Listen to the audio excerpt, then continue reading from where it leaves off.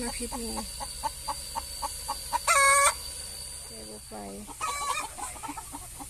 เฮ็ดหางให้ไหมบ่ยอมไปไกลไปเถียงกันอยู่ห้างเก่า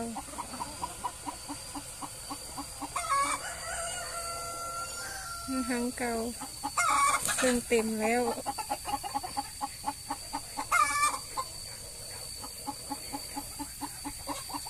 หางใหม่มีเมนึงขึ้นราคา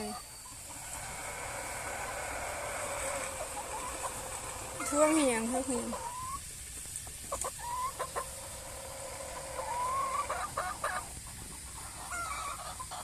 หน้ายุ่งเลยเถียงเนี้ยทางใครกัน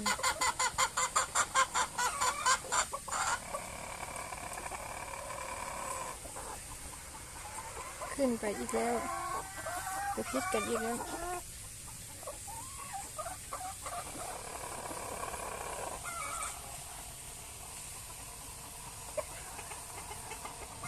มาเจียม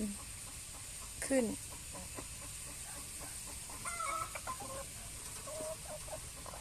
เอาเบิ้งเสียจังไรต่อไป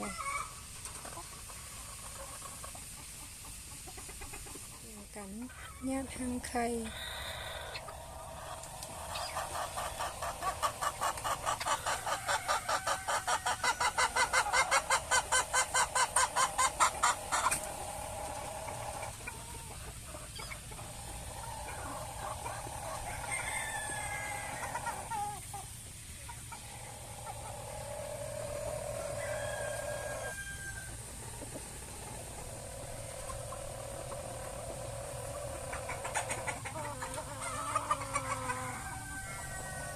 เฮ็ดทางให้กะหลายอยู่แต่ก็ยังญาติกันคือเก่า